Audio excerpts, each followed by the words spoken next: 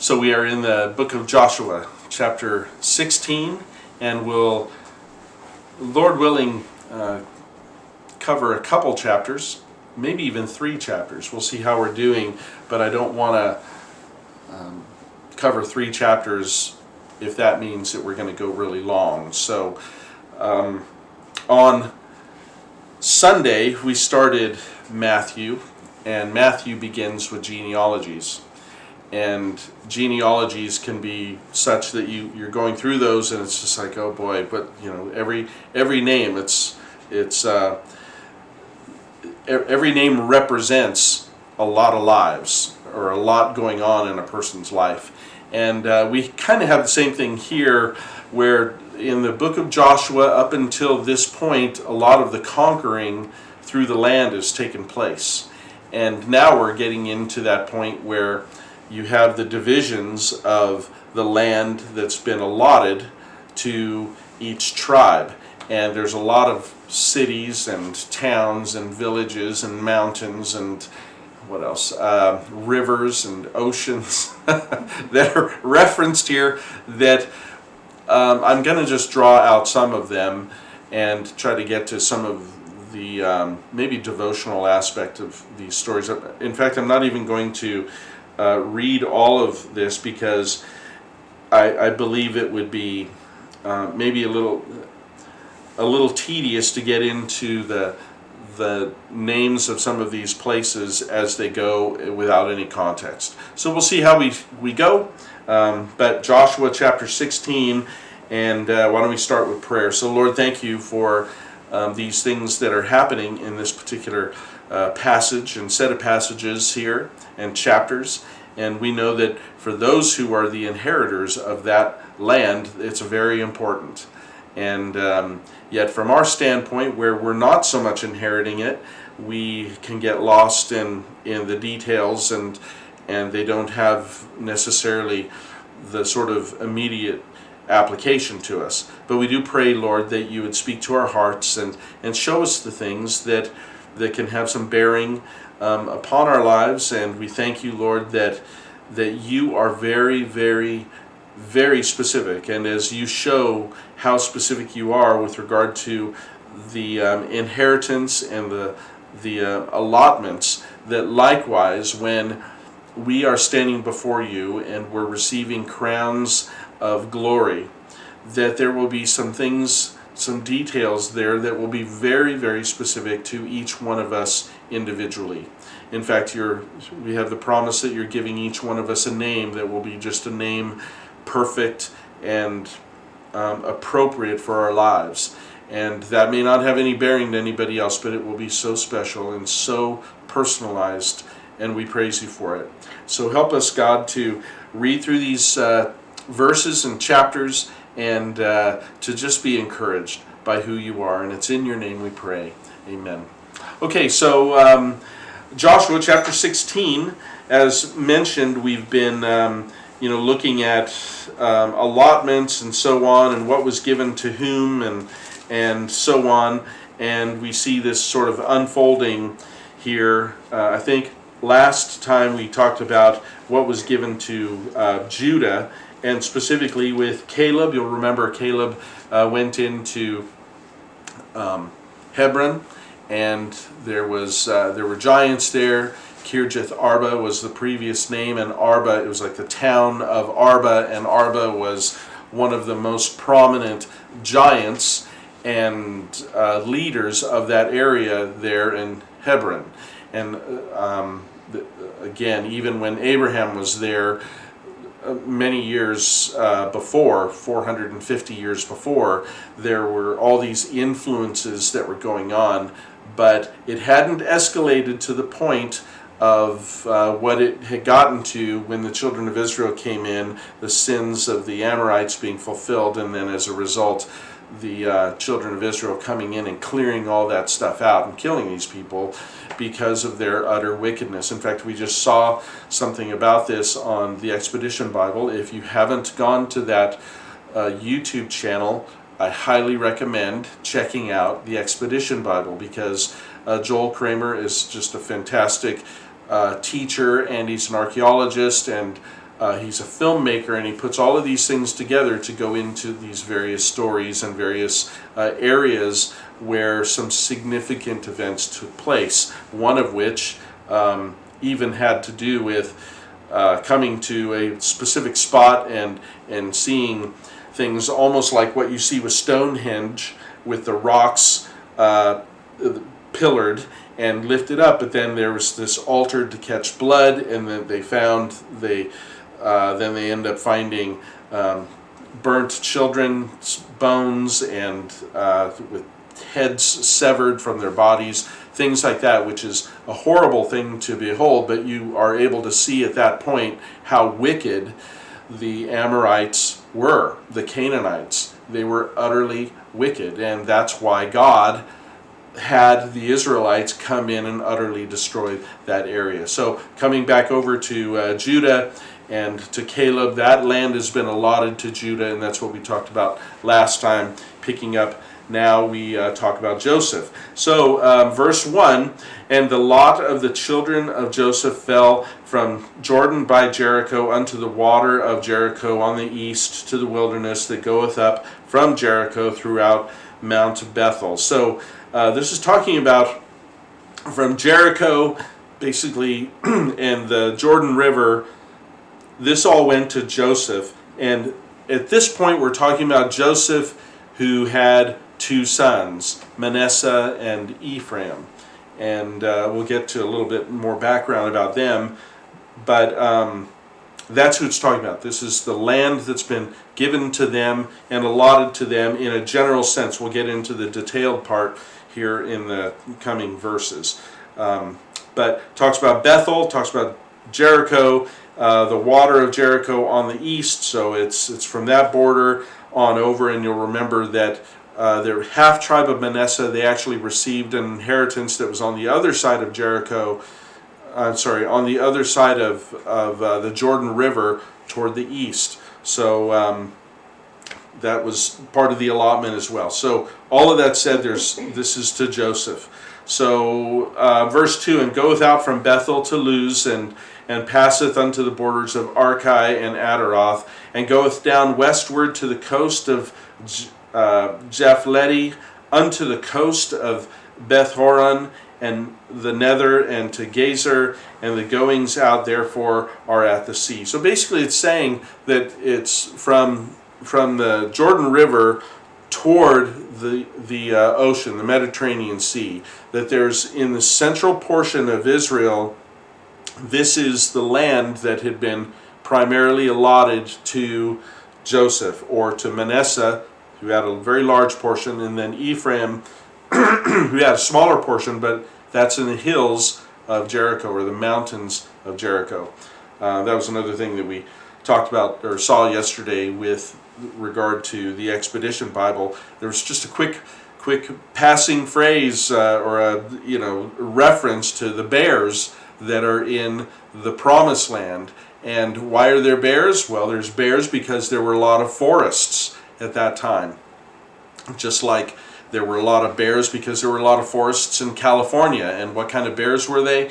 The mosaics of every single one of them are grizzly bears. And that's a fascinating thing even of itself when you consider little King David, or little shepherd boy David, going up against lions and grizzlies. So he was able to take them out, and that's how God was preparing him to take out a guy like Jericho, because he was accustomed to dealing with grizzlies. So just again, very fascinating, very insightful. But the point in that is that north of Jerusalem were the mountains there.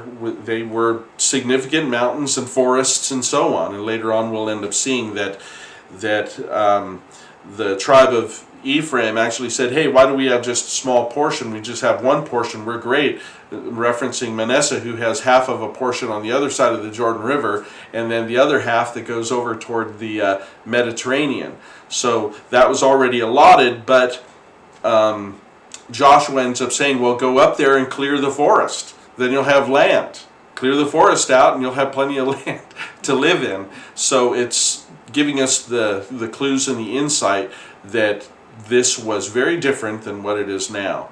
and I'm sure that it was very beautiful, as we can only imagine what it was like. So where are we at? Verse 4, and the children of Joseph, Manasseh and Ephraim, took their inheritance. So here we see Joseph was the first son of Rachel, and that was the wife whom he loved and initially worked for Laban to marry. And of course, you know the story that there was a switch. Laban switched wives on him and had him basically marry the sister instead of Rachel, Leah, and then he said, well, if you work for me 7 more years, because he had worked the whole 7-year period, if you work for me 7 years, you can have Rachel. And kind of 2 for the price of 1 in a way, but you still got to work 14 years otherwise. So when that had taken place, Rachel wasn't able to have children for some time, and then finally she was able to have a child, and his name was Joseph, and we know the story, how he was favored and how his brothers hated him, and the 10 brothers hated him, threw him in a pit. They wanted to kill him, but then they ended up deciding, hey, we're going to sell him off to the Egyptians and actually make some money off of him. So given the fact that he was a favored son, who he really didn't end up spending that much time with, he ended up down, of course, in Egypt, and was involved in rescuing Jacob, or the people of Israel, from the famine and from the difficulties that were there, that he ends up in chapter 48 of Genesis. Jacob ends up giving a double blessing to Joseph. And by doing that, basically what he did was he took his 2 sons, who were Manasseh, the older, and Ephraim, and blessed them. So he brought the double blessing to his oldest son by adopting Joseph's 2 sons for himself. And so in Genesis 48, verse 5, it says, and now thy 2 sons, Ephraim and Manasseh. And it's interesting that he puts Ephraim first, even though he's the second son. He would be, anyway, God seems to always be recognizing the lesser and raising them up. Not all the time, but many times throughout the Bible. So he takes Ephraim, he says, and now thy 2 sons, Ephraim and Manasseh, which were born unto thee, Joseph, in the land of Egypt, before I came unto thee into Egypt, are mine. As Reuben and Simeon, they shall be mine. So he says, just as Reuben and Simeon are my 2 oldest sons, that Ephraim and Manasseh are my sons. He adopts them. Kind of steals them, really, out from underneath Joseph. But the intent, of course, is what's happening in Genesis 48 is he's pouring out blessings upon Joseph through his sons here. And so we have Ephraim and Manasseh. And later on in that same chapter, verse 14, it says, and Israel stretched out his right hand and laid it upon Ephraim's head, who was the younger, and his left hand upon Manasseh's head, guiding his hands wittingly, for Manasseh was the firstborn. And so Joseph, of course, brought Ephraim and Manasseh to him, and he had Manasseh here and Ephraim here. And so what happened was Jacob, to bless the younger one first, he put his hands over like this, and then he ends up blessing Ephraim with his right hand and Manasseh with his left hand. So, and there's more in chapter 48, but that's how it ended up happening. And then Joseph says, you got it wrong, because Jacob can't see too well, and he says, I know what I'm doing. And then he, in turn, blesses Ephraim. So that's what this first part is talking about, the allotment to Joseph, but then we see how that breaks out to Ephraim, and then we'll see how it breaks out to Manasseh. So in verse 5, and the border of the children of Ephraim according to their families was thus, even the border of the inheritance of the east side to Torothadar, unto Beth-horon the upper, and the border that went toward the sea to Mikmethah, on the north side, and the border that went about eastward unto Tanath Shiloh, and passed by it on the east side of Janohah. So why did I read that? Because there is one significant. There's probably, if you live in these places, these are all significant, okay? So if you live in, I don't know, Fort Knox, if you live in PRP, if you live in Middletown, Douglas Hills, if you live in Lanesville, that's significant to you because you live there. But for us, we're just like, what are these places? But Tanath, Shiloh, is significant because that means the approach to Shiloh. And when we get to chapter 18, that becomes important. Shiloh is an important city and will continue to come up as important as we continue into the book of Judges and then into 1 Samuel and so on, because that's where the tabernacle was placed. They settled the tabernacle there. So then it goes on in verse 7, and it went down to Janohah, to Adaroth and Naarath, and came to Jericho and went out at Jordan. And so it continues to, I can handle most of the rest of these names. And the border went out to Tepuah, westward to the river Cana, and the goings out thereof were at the sea.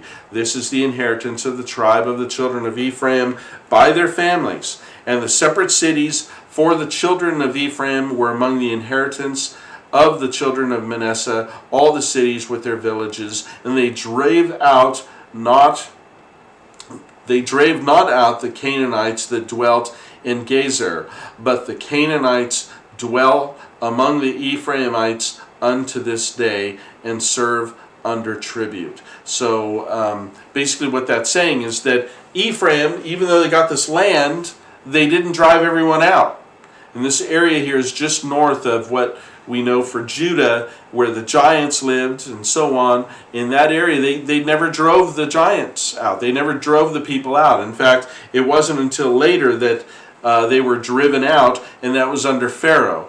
Gezer was later taken by Pharaoh and gifted to his daughter, who happened to be Solomon's wife. One of them. One of 700. But to Pharaoh, it's a little bit like these towns. You could have 700 wives, but my daughter is one of them, so that's the only one that's really important.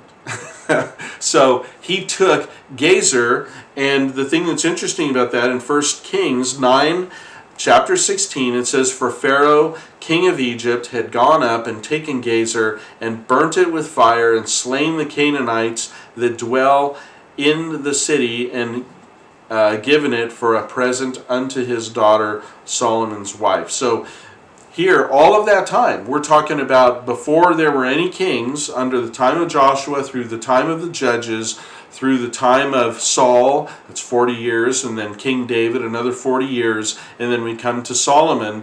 That was a long time that this area here had been under the control of the Canaanites. Sure, they paid tribute, but it was under the control of Canaanites, Amorites, wicked people, pagans. They didn't move them out. And so it wasn't until Pharaoh, who had given his daughter to Solomon, decided, I'm going to go ahead and give them a gift. And so he cleaned up that town, and it says that he burnt it with fire. And he burnt it with fire because it was a wicked town. It was full of wickedness, so wicked people. Okay, so we come to chapter 17. And this is the allotment that goes to Manasseh. And it says, "And there was a lot for the tribe of Manasseh, for he was the firstborn of Joseph, to wit, for Machir, the firstborn of Manasseh, the father of Gilead, because he was a man of war. Therefore he had Gilead and Bashan." So those areas there are on the eastern side of the Jordan. That's part of the half-tribe of Manasseh that's out there. So the balm of Gilead, you probably heard about that, the oil and the goodness that comes from that, that's on the east side of the Jordan. And Bashan, that's part of the land. All of that area was what the Israelites conquered before they went into the Promised Land. It was all under the Amorites. So Og, remember Og, the real tall guy, or at least he seems tall. He's a giant because he's got a 13-foot bed. He's that Og of Bashan. He was one of the guys that they killed and conquered. So that's where that's what we're talking about here, having to do with that one area that was Manasseh's. Okay, so verse 2 goes on. There was also a lot for the rest of the children of Manasseh by their families, for the children of Abiezer, and for the children of Helek, and the children of Ezrael, and the children of Shechem, and the children of Hepher, and for the children of Shemida. These were the male children of Manasseh, the son of Joseph, by their families. So we have the allotments that are coming out, and the reference to them who would be on the other side of the Jordan here. So then we come to verse 3, which is interesting. It's but Zelophehad, the son of Hepher, the son of Gilead, the son of Machir, the son of Manasseh, had no sons but daughters. And these are the names of the daughters: Mahlah, Noah, Hogloth, Milcah, and Tirzah. So what's the deal with these? Why is there a reference to these? You laughing at Hogloth? Yeah. So we're not going to talk anymore about Hogla. So these 5 daughters, their dad, Zelophehad, had no sons. And so the question came up, this goes all the way back to Numbers chapter 27, that the daughters of Zelophehad came to Moses and said, look, when we go into the promised land, our dad didn't have any sons. It's just us. It's just the 5 of us. And it's basically saying it's not really fair that he doesn't get an inheritance, or that allotment, that there's no allotment for him because he didn't have sons.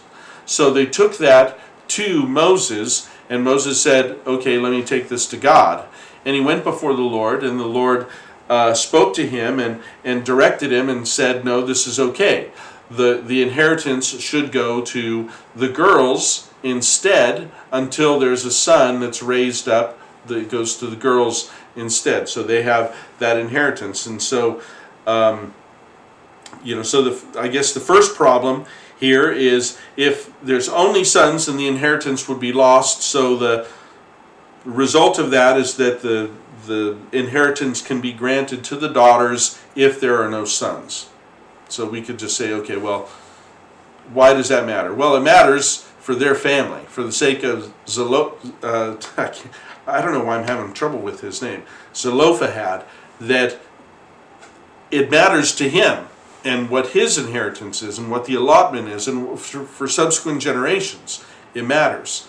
And so rather than him be somebody that doesn't have an inheritance in the promised land for his kids, even though he had 5 daughters, that they lose everything, that no, instead it worked out to where they would. And in Numbers 27 verse 7, the daughters of Zelophehad speak right. This is God speaking to Moses. Thou shalt surely give them a possession of an inheritance among their father's brethren, and thou shalt cause the inheritance of their father to pass unto them. Okay, that's great. So now they have this inheritance. The other question then ended up coming up. The other problem is, what happens if one of the daughters marries somebody from another tribe? So this is from the tribe here, Manasseh. Manasseh's thinking, or their family saying, well, what happens if someone from Judah marries the daughters? Then we lose our inheritance, right? Because that land has been allotted to that family, but now somebody else comes in and marries one of the daughters. Or, I mean, you could actually scheme on this. You could just say, hey, we're going to get some land, so let's go ahead and marry these daughters, and then we lock it out. So they could be from any other tribe. They end up getting the land, and then as a result of that, Zelophehad would lose the inheritance, and so would the daughters and everyone, as well as Manasseh.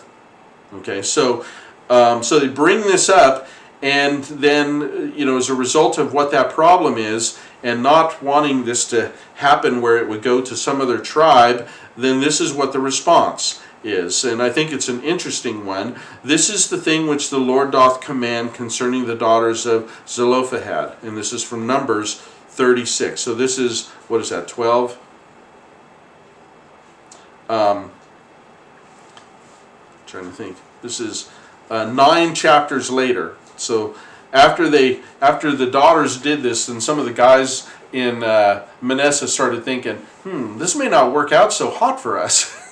Something happens to those daughters, they end up marrying outside the family. So the Lord said, this is the thing which the Lord doth command concerning the daughters of Zelophehad, saying, let them marry whom they think best, only to the family of the tribe of their father shall they marry. So basically, you can pick anything you want. This is like when they sold Fords way back. You can have any color you want as long as it's black. So you can marry anybody that you want, but they've got to be basically of the clan of your father. So it's got to be one of your uncle's sons, basically how it works out. But you can marry anyone that you want, but it's got to be one of your uncle's sons. Why is that? Because what that does is it keeps the inheritance within the land. Or it keeps the inheritance, their inheritance within the family, within the land. You don't have any other tribes getting that mixed up. So I just think that that's an interesting thing, how that works out. And there's more that we could talk about, but we're gonna move on, and it gets into things as it relates to genealogies with like Mary and so on. So anyway, verse 4, it goes on, and they came near before Eleazar the priest, and before Joshua the son of Nun, and before the princes, saying, the Lord commanded Moses to give us an inheritance among our brethren. Therefore, according to the commandment of the Lord, he gave them an inheritance among the brethren of their father. And there fell 10 portions to Manasseh, beside the land of Gilead and Bashan, which were on the other side of the Jordan.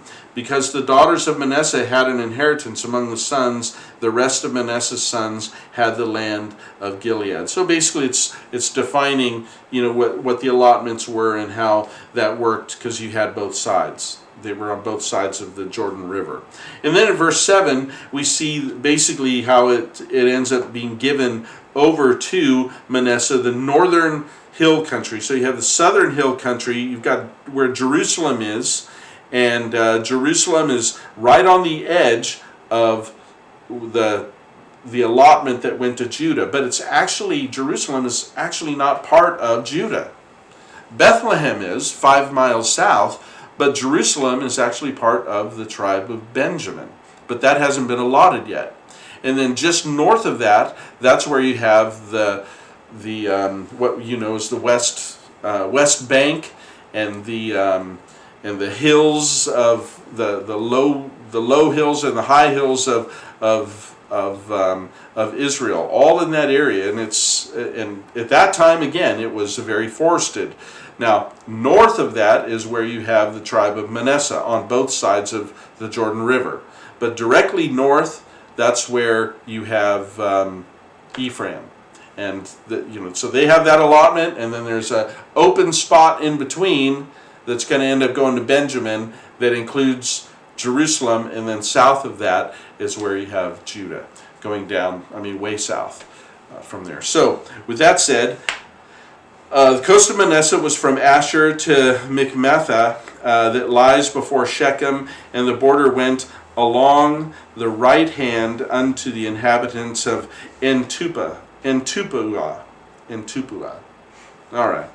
I don't even know where the place is, and it's good because I can't even pronounce it. But the point is that there is a reference here to Shechem, and Shechem is north, and it ends up becoming, you remember we were talking about Mount Ebal and Mount Gerizim, right in between those two, where you remember they had half of the tribe go on one side and half of the other, and then they were reading the blessings and the curses to the people. One was on one mountain and one was on the other. Down below is where Shechem is. And so it's north, but it's not all the way north, Sea of Galilee north, but it's north. It's in the northern area, and if you go toward the coast, then you end up going towards Caesarea a little bit. Anyway, you end up hitting some other significant places, Megiddo and so on. But the point is that it's north, but it's not all the way. It's what we know now as Samaritan country, I guess. If you know where the Samaritans are, same vicinity. Anyway, with all of that said, Manasseh had the land of Tappuah, but Tappuah on the border of Manasseh belongs to the children of Ephraim. And then it goes on and continues reading. The coast descended unto the river of Kenah, and southward of the river, and these cities of Ephraim are among the cities of Manasseh, and the coast of Manasseh was also on the northern side of the river, and the outgoings of it were in the sea, were at the sea. So it's talking about the river and what's passing through, and then the Mediterranean here, and then southward it was Ephraim's, and northward it was Manasseh. So there's a divide, and they're right next to each other here, but they're separate. It's all Joseph, but then it's separated between these two sons. So, I can keep reading some of these, but some of these might be familiar if you have an idea of where the geography is. So, as we get to verse 11, Manasseh had in Issachar and in Asher Bethshan and her towns, and Ibleam. And so Bethshan, that was where, you'll remember when Saul was killed and Jonathan? They were both killed, and then they took their bodies and hung them up on the city wall. That was Bethshan or Beit Shan. So, if you remember that story, Jonathan and King Saul being killed, and then of course when they died, then the kingdom was, Saul had died, and now the kingdom was going to David, and that was the beginning of it. But what a tragic way to start, because his best friend, he was loyal to King Saul. Touch not my anointed. He understood the idea of not trying to tear down Saul in order to make the prophecy happen, even though Saul was wicked toward him. But his best friend was Jonathan, and both of them were lost in this battle there at Bethshan. And then that's the beginning of David's reign. So, okay. So that was all here in the area of Manasseh. And then southward it was Ephraim's, and then north, let me see. I'm backing up here. So verse 11 is where I was. So talked about, and in Asher, Bethshan and her towns, and Ibleam and her towns, and the inhabitants of Dor and her towns, and the inhabitants of Endor and her towns. So, okay, and I'll just keep reading. And the inhabitants of Megiddo and her towns, even 3 countries. So some of these might be familiar. Megiddo, Armageddon. It's the valley. It's the staging valley that's north. That's where all of the kingdoms are going to come to get ready at the end of the tribulation to battle against Jesus down in Jerusalem. They stage up there at Megiddo, and or Har Megiddo, the Mount of Megiddo, and they're going to come south to actually engage Jesus there at Jerusalem. And then this is where we hear about the blood up to the bridles, the bridle of the horses and all of that. When that all goes down, it's going to flow through the Kidron Valley and then out through the Judean hills toward the Dead Sea. So anyway, just for the sake, I don't know if that's offering any context, but that's what's going on. Megiddo, that's that area. And then you have Dor or Endor. You remember when King Saul has gotten to a point where he is so desperate he's not been following God at all, and he actually seeks a fortune teller, and he says he's got to talk to Samuel to find out what is going to go on with the battle that's ahead. And so he sees this fortune teller, and this fortune teller's medium is pulling up Samuel, and then she's surprised because she actually gets Samuel. She normally gets some other demonic spirit or something, but she actually has Samuel. He's saying, "What are you bugging me for?" And it's the one example that we have biblically of a non-demonic interaction where Samuel actually comes about and has an engagement with King Saul. And King Saul had outlawed all the mediums and all of that, and so now and he's visiting one. And then this is when he received the news that he's a dead man, and he's going to die in battle, and then the next day he and his son die at Bethshan. So it may not be the next day, but it's within that close vicinity. They end up dying together there at Bethshan. So as it goes on, we have the reference to Megiddo, you have the reference to Endor, what else? Bethshan, and so on. So verse 12 goes on, and the children of Manasseh could not drive out the inhabitants of those cities, but the Canaanites would dwell in that land. Verse 13, and yet it came to pass when the children of Israel were waxen strong, that they put the Canaanites to tribute, but they did not utterly drive them out. So first of all, they couldn't drive them out, and they couldn't even get taxes from them. They couldn't even get money from them.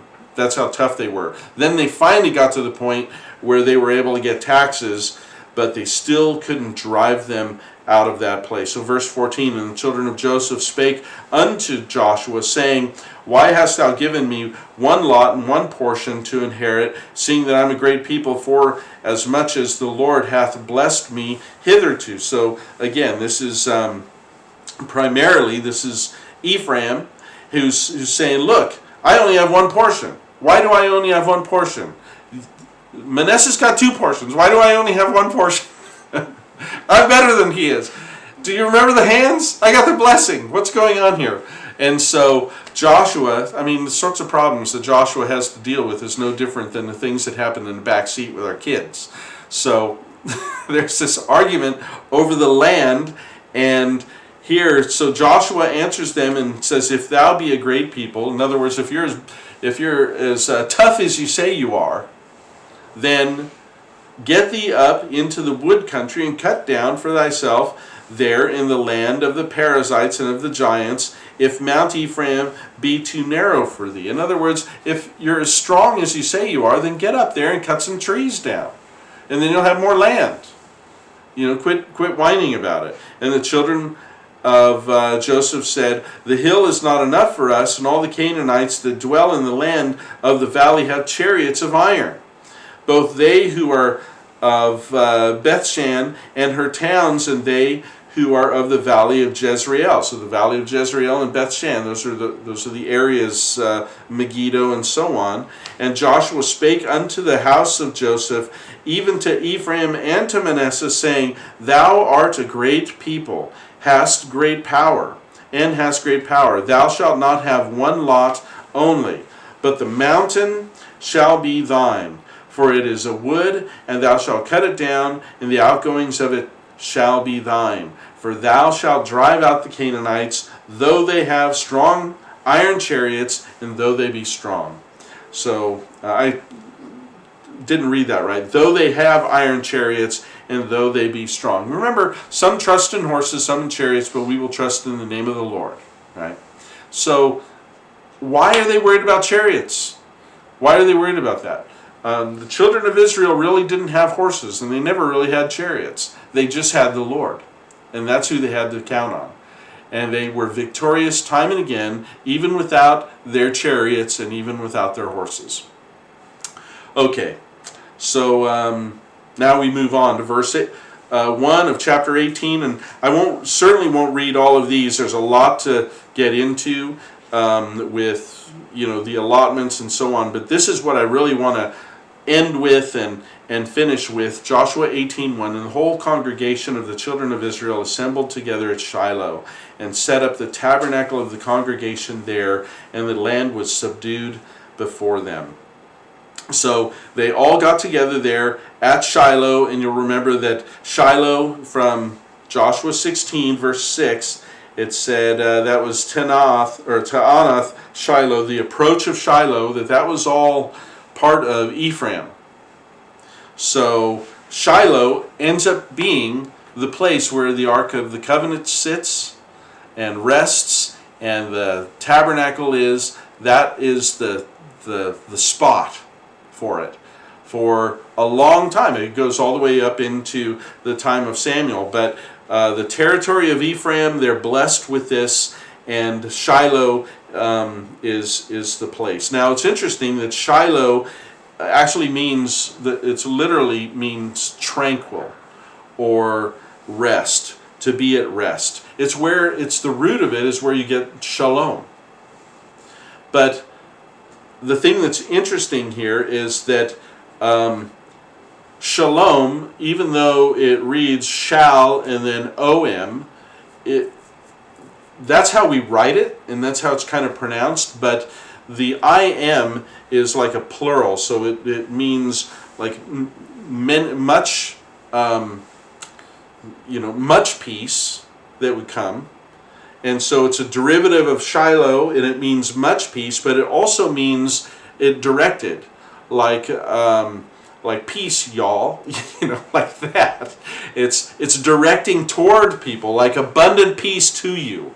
That's what Shalom is meaning. And so Shiloh itself is a place that's a place of rest. And I think that's interesting that that's where the Ark of the Covenant would rest.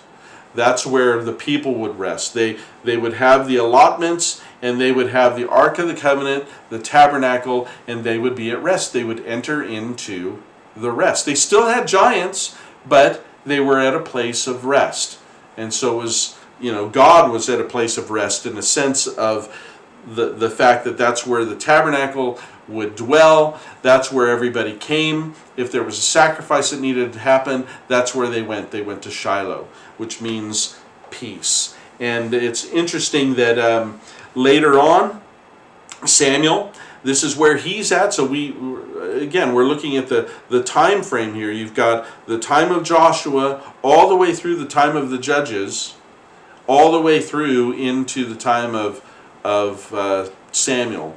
That's where Shiloh has the Ark of the Covenant and the tabernacle. And so Hannah, you'll remember the story with Hannah, she had gone up to Shiloh and was praying for a son. She was older, she was barren, wasn't able to have children, and she begins to pray.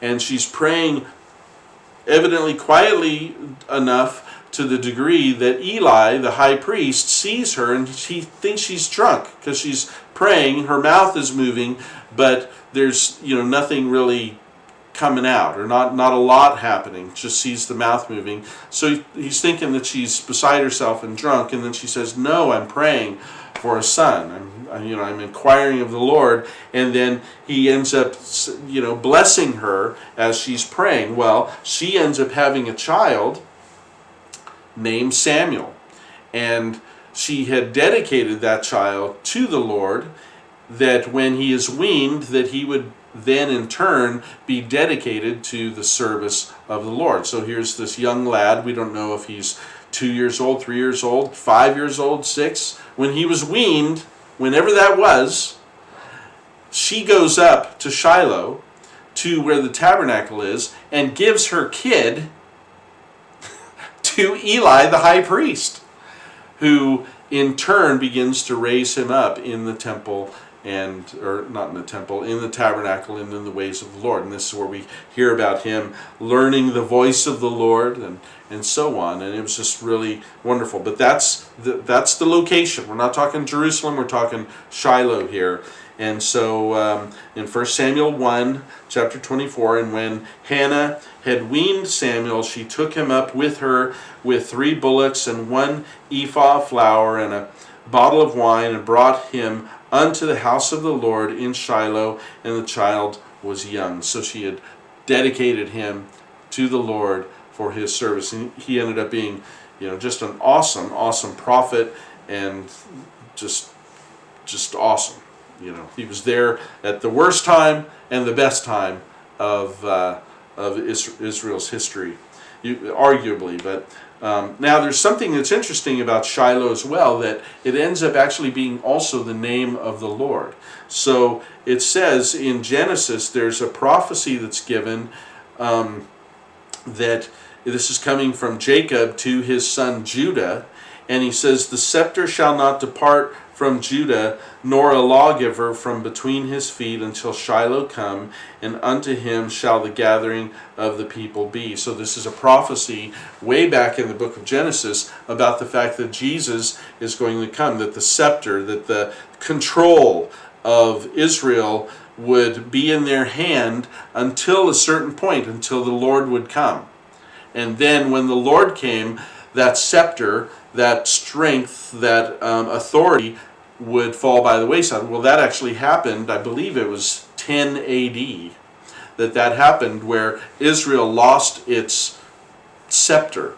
It lost its authority, it lost its governance, and so on, and they were now under Roman rule. But that tells us, and this is why everyone's looking for Jesus, they're thinking we've lost our ability to rule ourselves. This is a terrible thing. We have our temple, Herod built it, but we don't have the ability to rule ourselves. This is why they couldn't just kill Jesus when they wanted to. They had to, outsource it to Pilate, because they didn't have the authority to kill him. Especially at that time. They could have murdered him quietly, but it was during the Passover. So they had to set it up. They had to set him up to be killed by the Romans. They couldn't do it themselves. And interesting how that fulfilled the prophecy that he would die on a tree or on a cross and not be stoned, because otherwise he should have been stoned if they wanted to murder him. So the point is that this is why they were looking for him, because they lost their authority. So they knew that when they lost their authority, that Shiloh had come. They knew that the Messiah was there. And yet, when he didn't turn into, or when he didn't meet their expectation of somebody that was going to come and overthrow Rome and begin to reign from Jerusalem and all of those types of things that they had expectation of, then they thought he must be an imposter, and they killed him. They didn't receive his word. They didn't receive what he was saying, and the fact that by laying down his life, that was what was necessary first, before becoming king. So the scepter shall not depart from Judah, nor a lawgiver from between his feet until Shiloh come, and unto him shall be the gathering of the people being. In other words, that prophecy is that people, all people, Jews, Gentiles, they're all going to gather to the Messiah. It isn't just exclusive, and this is why when Peter is preaching to Cornelius, and then they all break out and start speaking in tongues, and Paul is going throughout Asia, and Gentiles are being saved. This is why they were saying this is of the Lord. There's reference after reference to the fact that that Jesus didn't just live and die and then resurrect for the Jews, but it's for all people. For God so loved the world that he gave his only begotten Son, that whosoever would believe wouldn't perish but have everlasting life. So the rest of this section here, verses 2 through 9, this is the allotment that was not already given to Judah or Joseph or Manasseh and Ephraim. There remained among the children of Israel 7 tribes which had not yet received their inheritance. Joshua said unto the children of Israel, how long are ye slack to go to possess the land? In other words, they're standing around. It's like, you haven't possessed the land. You don't have your allotments because you haven't possessed the land yet. You want the land, but you're not willing to fight for it. And there's a lesson there for us that it's just like, we want perfection. We want things to be right, but we're not willing to fight and engage. We're not willing to pray. We're not willing to read the Bible. We're not willing to, memorize Scripture that we might not sin against him. We want all the good, but we have to be able to be willing to trust God to fight the battle and be with him.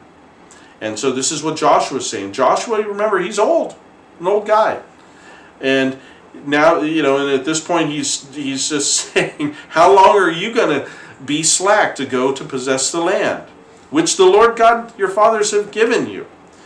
So give out from among you 3 men for each tribe, and I will send them, and they shall rise and go through the land and describe it according to the inheritance of them, and they shall come again, and they shall divide it into 7 parts. Judah shall abide in the coast on their south, and the house of Joseph shall abide in their coasts on the north. Ye shall therefore describe the land unto the 7 parts, and bring the description. So I'm verse 6 here.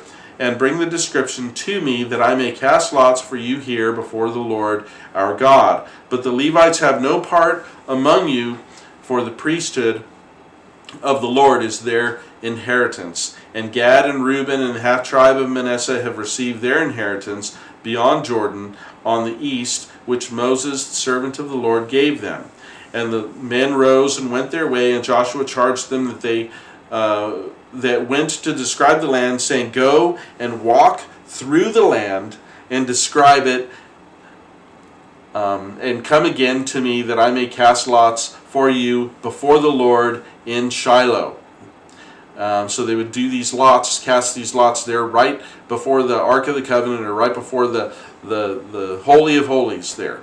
And the men went and passed through the land and described it by cities into the 7 parts in a book, and came again to Joshua to the host at Shiloh, and Joshua cast lots for them in Shiloh before the Lord, and there Joshua divided the land unto the children of Israel according to their divisions. So the next section here is all about Benjamin and what their allotment was. And the main thing that I want to touch on here as we close in verse 16, and the border came down to the end of the mountain that lieth before the valley of the son of Hinnom. So the Hinnom Valley, right? So that was named after a person, the valley of the son of Hinnom. That's that valley between Jerusalem and the Mount of Olives that's going to flow with blood, and that's where the battle is taking place, between those who are assembling at Megiddo against the Lord at his return.